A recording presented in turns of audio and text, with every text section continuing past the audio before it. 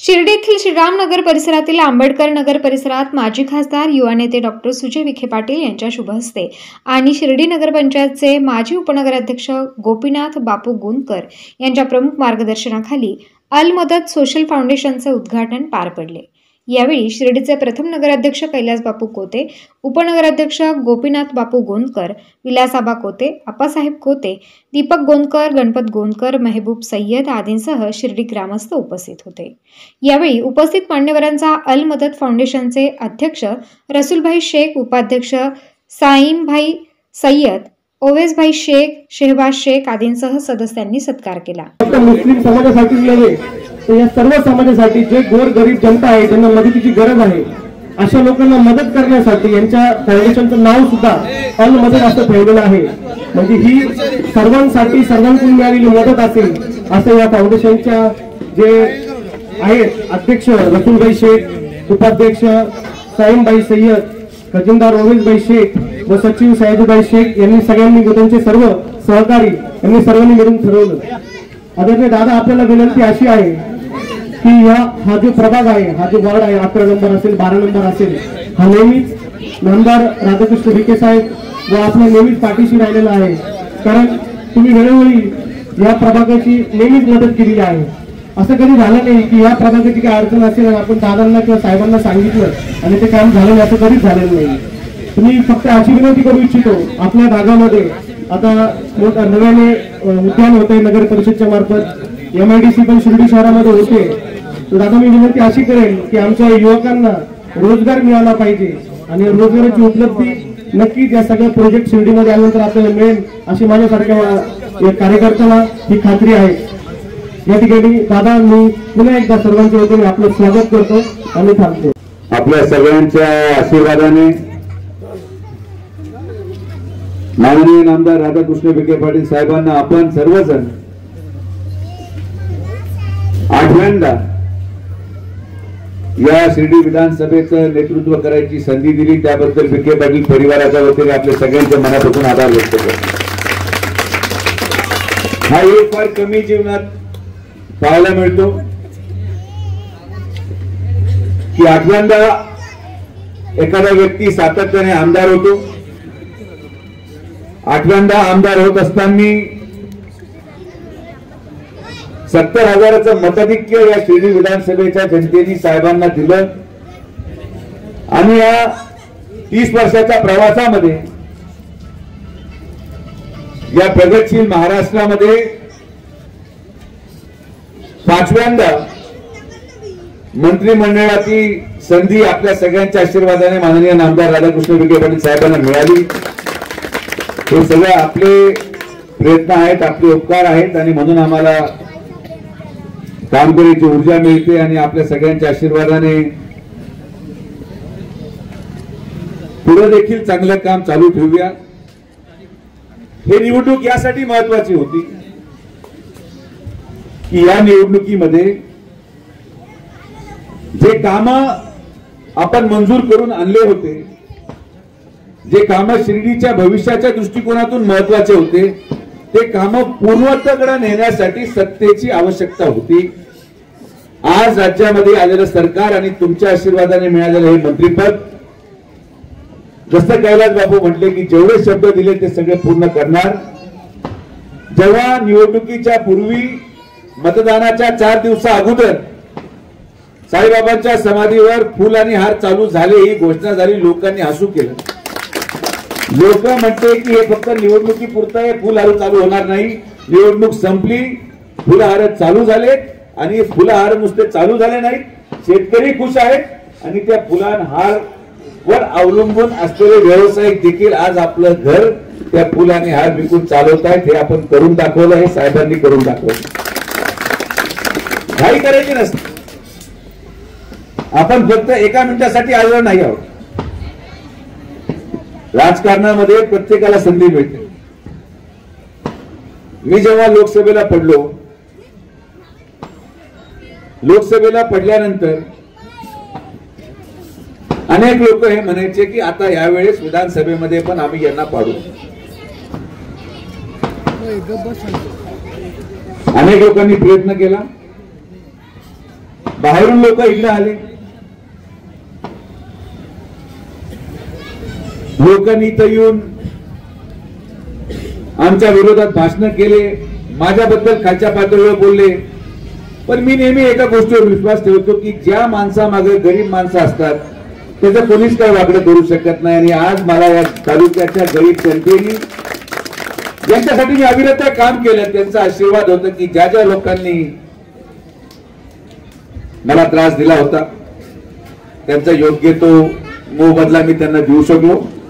शेवटी राजकारण काय असतं, राजकारण योग्य वेळी उत्तर दिलं बापू तर त्याला उपयोग असतो, नाही तर मी किती चांगला आहे आणि मी किती चांगलं काम करू शकतो याला काय अर्थ नाही. योग्य वेळी योग्य उत्तर दिलं गेलं. जसं फुलहाराचा शब्द पूर्ण केला, 5 ते 10 जानेवारी मध्ये आंबेडकर नगर आणि नाला रोडच्या प्रत्येक घराला अर्धा गुंठा जागा देण्याची सुरुवात 5 जानेवारीला मी करणार. ज्या लोकांना घरं नव्हते, जे लोक अतिक्रमणामध्ये राहत आहेत त्यांना आपण जागा द्यायला सुरू करू आणि तुमच्या घर बांधण्यासाठी 2.5 लाख रुपये हे आदरणीय प्रधानमंत्री नरेंद्र मोदींच्या प्रधानमंत्री आवास योजनेच्या माध्यमातून आम्ही तुम्हाला देऊ. आणि एवढंच नाही पण शिर्डी नगर पंचायत देखील त्या घराच्या बांधणीसाठी प्रत्येक घराला बांधण्यासाठी 1 लाख रुपये स्वतः शिर्डी नगर पंचायत 3.5 लाख रुपये प्रत्येक कुटुंबाला आम्ही देणार आहोत त्यांचं घर बांधण्यासाठी. आणि माझा प्रयत्न आहे, मी 2-3 मोठ्या उद्योगपत्यांशी चर्चा करतोय. माझं स्वप्न आहे की 1 रुपये खर्च न येता कसं हे घर पूर्ण होईल यासाठी सुजय विखेचा प्रयत्न राहील आणि लोकांना मोफत घर. आज जानेवारीच्या दुसऱ्या आठवड्यामध्ये ही प्रक्रिया आपण सुरू करू. तुम्ही अफवांवर जाऊ नका. कोणी म्हणते आमची सही घेत आहे, कोणी म्हणतंय आमचं घर आहे असं लिहून घेत आहे, कोणी म्हणतंय महाराष्ट्रात पुढे घर नाही असं लिहून द्या. अरे बाबा लिहून द्या. आजपर्यंत कोण काढायला आलं तुम्हाला? कोणी हात लावला? जोपर्यंत सुजय विखे पाटील इथं उभा आहे तुमच्या घराला कोणी धक्का लावू शकत नाही. हा शब्द सुजय विखे तुम्हाला देतो. आपलं राजकारण हे गोरगरीब लोकांच्या आशीर्वादाने चालणारे राजकारण आहे.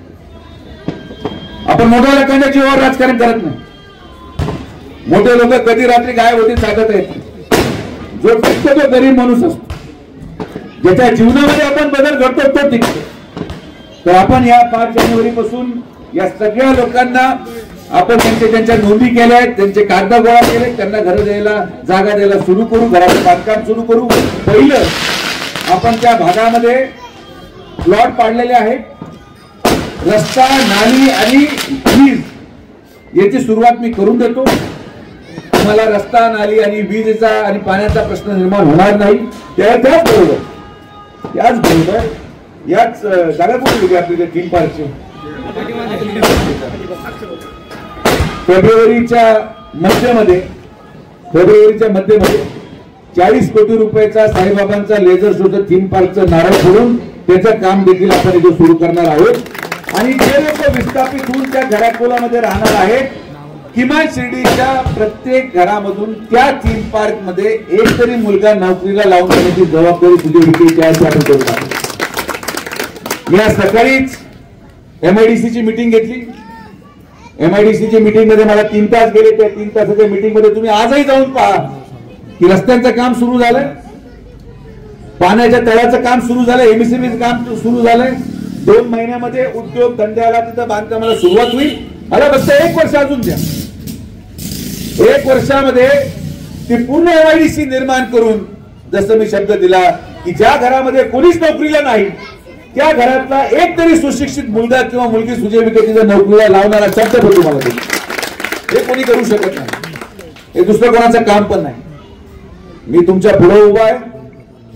हे मिळालेली सत्ता, हे आलेलं सरकार, हे सगळं तुमच्या हिताचं सरकार आहे. तुम्ही दिलेला हा कौल, या प्रत्येक मताचं उपकार हे इतके मोठे आहेत की नुसतं तेवढंच नाही, पण साधारण जानेवारी महिन्यामध्येच म्हणजे आता नवं वर्षाकडे आपण चाललेलो आहोत. मी तुम्हाला दिलेल्या शब्दाप्रमाणे माझ्या एका उद्योगपती बरोबर लेखी करार झालाय लेखी करारामध्ये 200 बेडच्या हॉस्पिटलचं बांधकाम जानेवारीच्या अंतामध्ये सुरू होईल. एका वर्षामध्ये ते हॉस्पिटल 200 बेडचं उभं राहील आणि त्या हॉस्पिटलमध्ये शिर्डीचा प्रत्येक रहिवासी आपल्या घरातला उपचार मोफत सुजय विखेकडून करून देणार हे पण तुम्हाला सांगतो. आपण असं कुठला शब्द बोलत नाही जे आपल्याकडून होऊ शकत नाही. जे बोललं ते केलं आणि ते केल्यानंतरच परत मत मागायला मिळालं. तर आपण जो कौल दिला, तुम्ही मतदान टाकलं, सरकार आलं, लाडके बहिणीचे पैसे कोण आले तुमच्या खात्यात आले कधी? आए की नहीं पैसे भैया? जरा हंसो. लोग बोले नहीं नहीं भैया इलेक्शन के लिए ये आएगा नहीं, बटन दबाया सरकार आया पैसे आए. 8 महीने आते रहेंगे, टेंशन लेने का नहीं. जब तक अपने साथ है टेंशन देने का नहीं, टेंशन देने का. ये आपला काम आहे. तर सर्वसामान्य माणसांनी फक्त आनंदात राहायचं. वादविवाद करून समाजामध्ये द्वेष, समाजामध्ये आणि लोकांमध्ये आपसात वाद घालून कसा वाद निर्माण होईल हे सगळे जे कोणी प्रयत्न करतात त्यांना आवडण्याचं काम सगळ्यांनी मिळून करणं आवश्यक आहे. आपण सगळे साईबाबांच्या भूमीमध्ये काम करतोय. आपले प्रश्न फार मोठे आहेत आणि या प्रश्नांना पुढे घेऊन जाण्यासाठी पुढच्या 5 वर्षामध्ये अभूतपूर्व काम आपल्याला करता येईल. प्रत्येक घरामध्ये रोजगार देता येईल, प्रत्येक गरीबाला घर देता येईल, प्रत्येक घरामध्ये आज या ठिकाणी आपण आपल्या कुटुंबातल्या सर्वसामान्य घरातल्या मुलांना चांगलं शिक्षण देता येईल. आपण शाळा सुरू करणार आहोत, त्या शाळेमध्ये गरिबांच्या मुलं आपण चांगले शिकवणार आहोत. तुम्ही काळजी करू नका, तुम्ही फक्त गडबड गोंधळ घालू नका, स्थिर राहा आणि आमच्याकडे पाहत राहा. इकडे तिकडे गडबड केली का मग काय होत नाही, गडबड झाली का मग गडबड वाढते. तर आपण आज या फाउंडेशनच्या माध्यमातून एक संघटना युवकांनी उघडली. या संघटनेच्या माध्यमातून आपण नव्या कामाला सुरुवात करू.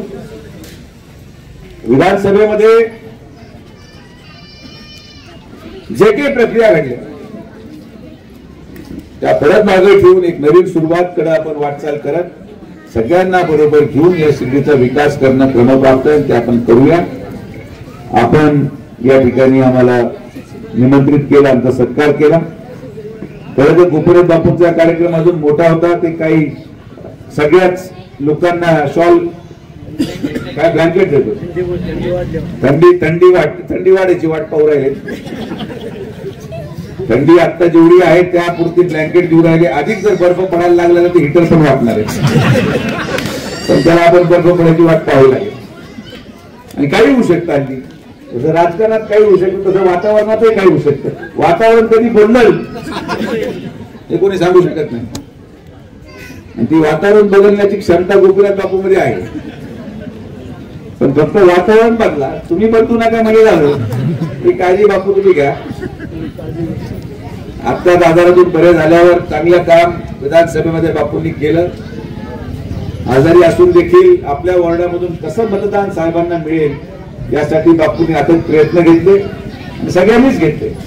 सगळ्यांचा एक संघटित प्रयत्न असतो. मला स्वतः आश्चर्य वाटलं जेव्हा शिर्डीमध्ये 8,000 मतं विरोधात गेले.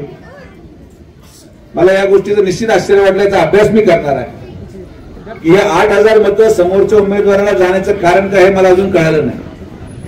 काय समोरच्या उमेदवाराचं योगदान आहे या शिर्डीसाठी, काय समोरच्या उमेदवाराचं योगदान होतं या भागातल्या गरीब लोकांसाठी. आणि मी हा प्रश्न भविष्य कालावधीमध्ये बैठकी घेऊन लोकांपर्यंत जाऊन आपल्याला हे सुधरून घ्यायचे की ज्या शिर्डीने आपल्याला एका कालावधीमध्ये 90% मतदान टाकलं ते 70%वर कसं आलं किंवा 60%वर कसं आलं आणि आपल्या विरोधात 20-25% मतदान हे शिर्डी पुरतं फक्त. कारण की जर शिर्डीसाठी कौल दिला असता तर परत आपण आपलं मताधिक्य 85,000च राहिलं असतं. पूर्ण ग्रामीण भागामध्ये गावांमध्ये मतदान वाढलं आपल्या बाजूनी, राहत्यामध्ये मतदान वाढलं आपल्या बाजूनी. 26 गावांमध्ये जिथं त्यांना फार मोठी अपेक्षा होती तिथं मतदान वाढलं. पण एकमेव नगरपंचायत जिथं त्यांना अजिबात अपेक्षा नव्हती तिथं त्यांना मतदान पडतं. हा खरं विश्लेषणाचा भाग आहे आणि हे विश्लेषण सगळ्यांनी करावं. आमदार 70,000 मतांमध्ये होण्यामध्ये जितका आनंद आहे तितकंच दुःख 8,000 मतं शिर्डी सारख्या नगरपंचायतीमध्ये जिथं आपण कचरा पडू देत नाही, जिथं आपण 24 तास स्वच्छ प्यायला पाणी देतो, जिथं आज आपण गरिबांसाठी घर उपलब्ध करून देतोय, जिथं रोजगारासाठी MIDC निर्माण करतोय, अशा भागामधून मतदान जाण्याचं काय कारण होतं हे आपल्या कार्यकर्त्यांनी शोधणं आवश्यक आहे.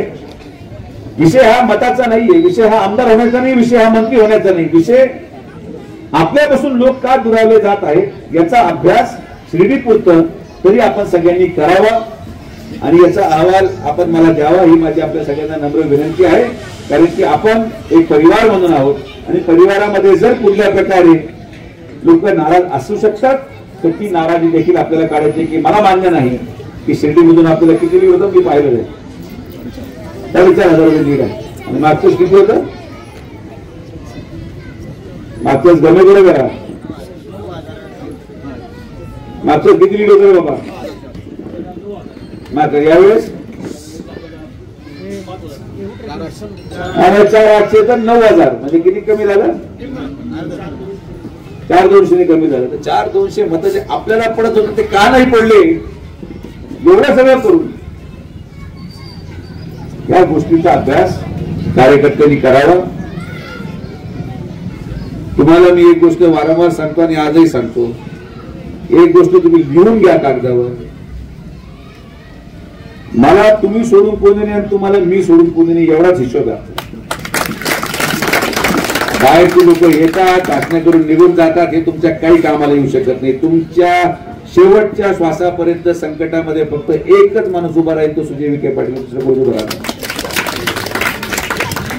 त्यामुळे हीच भूमिका घेऊन आपण पुढे जाऊ, शिर्डीचा विकास करू आणि जे काही अपूर्ण काम आहे ते पूर्णत्वाकडे नेण्यासाठी आपण सगळेजण एक संघ राहून साईबाबांच्या श्रद्धा आणि सबुरीच्या संदेशाला शिर्डीमध्ये आणि महाराष्ट्रामध्ये नेण्याचं काम करूया.